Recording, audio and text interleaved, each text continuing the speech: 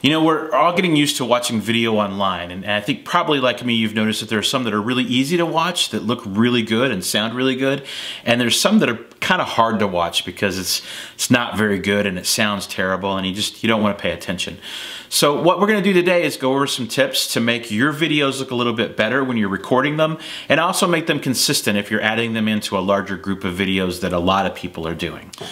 Step one, let's talk about camera position and how to actually set it up. The first thing you want to do is make sure that you can get the camera at the right height. You want to be at eye level or a little bit above, and you want to have it so that you can look directly into the lens of the camera. Now, most of us are probably using cell phones at this point in time. They're great cameras, great quality, great audio. There's no problem with that at all, but a couple of tips you need to remember. Number one is I like to use the back camera, or the camera that doesn't have a screen on it, just because it's a better quality camera. It's also not distracting. I don't find myself looking at myself in the screen, but looking directly at the camera. However, if you're more comfortable having it so that the screen is facing towards you, that's great. And it's easier to work the controls, and you can do that, and the camera is actually really pretty good. The one tip I would give you is to make sure that you are looking directly at the lens of the camera and not at the screen or the picture of yourself. When you do that, it makes it look like you're looking right into the people's eyes that you're talking to, versus if you're looking at the screen, it looks like you're looking past them, and that's a little bit distracting. Also, make sure that you have the camera close enough to you so that you get this headshot, so that you get just a little bit above or below the shoulders, all the way through the head. That does a couple things. One, it gives us all a consistent shot if we're combining them. The other thing is it gets you close enough to the camera so that your audio comes through nice and clear. Speaking of audio, you want to make sure that you're talking loud enough and that you're projecting and that you're speaking with confidence, because that's going to come through.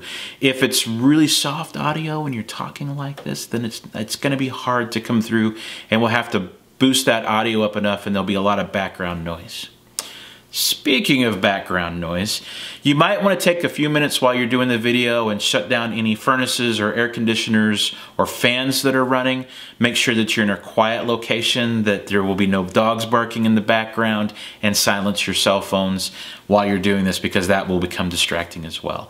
Just kind of common sense things. Lighting. Let's talk about lighting a little bit. I'm in a perfect location that I had to look long and hard for, and it's actually out in my shop, but I have a window that's right here in front of me, and I have a window that's over to the side that are providing a lot of natural light. It's also a cloudy day out, so it's not harsh sunlight.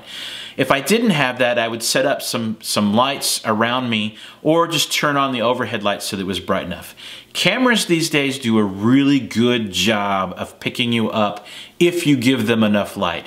But if you're shooting in a dark location, then it gets really grainy and it's hard for people to see you, and it makes it kind of a distracting video. So above all else, make sure that you're turning on the lights.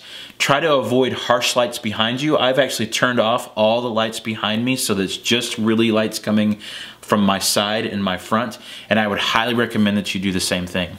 Try to avoid shooting with a window directly behind you, because that'll just make you really dark and the window really bright, and again, it won't look good.